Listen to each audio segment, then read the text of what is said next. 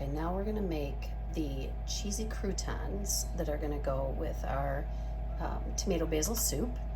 And I'm gonna start by melting 2 tablespoons butter and 1 tablespoon olive oil. Then we're gonna add 6 ounces of bread. I'm using a French loaf because that's what I had, but you can use anything you want. Usually day-old bread works great, or something that's a little bigger like this. So we're gonna stir it around and coat the butter all over the pieces of bread. I'm gonna add some grated Parmesan.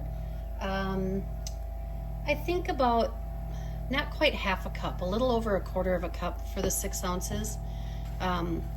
Remember, these are cheesy croutons. I didn't say that we're depriving ourselves. We're just gonna be smart about how many of these that we use on top of our soup. So we might as well make them yummy with butter, olive oil, and Parmesan cheese.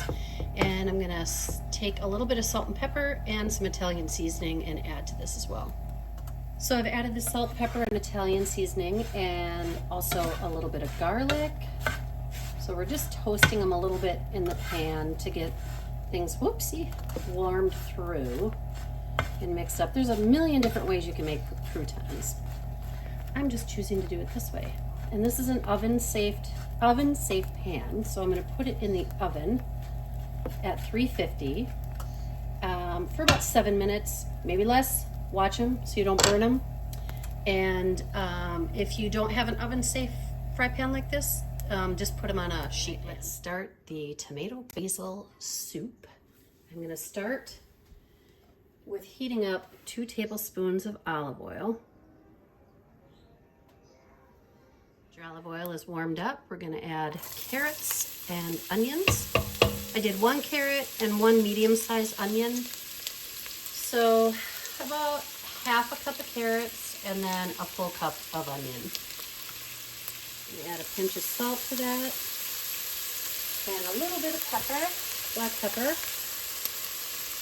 When I say a little, I do quite a bit. I have a hard time measuring salt and pepper and garlic.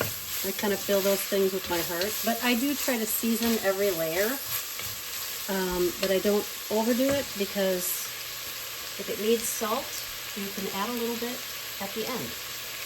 We're gonna let this cook for 3-4 minutes until the onions become translucent, and then I'm gonna add some garlic and cook it for another minute. Garlic, stir that around and cook it for another minute. Now we're gonna add our diced fire roasted tomatoes. They have to be fire roasted.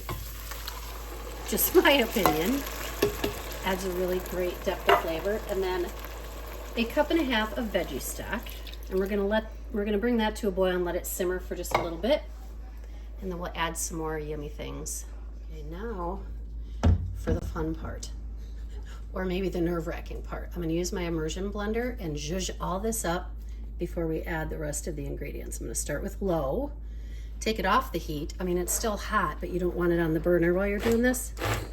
And I usually give it a couple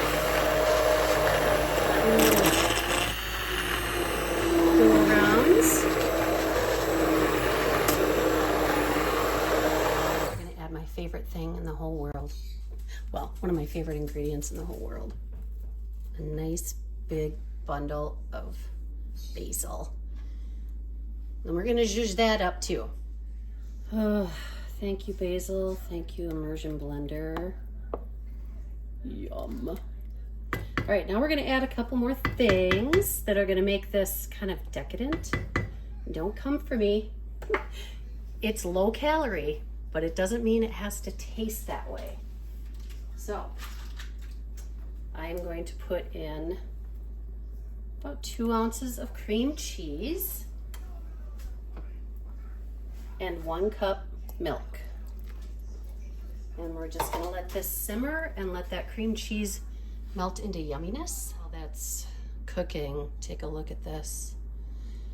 Yum-malicious. This is enough, actually more than enough, for 6 people. This soup is for 6 people as well.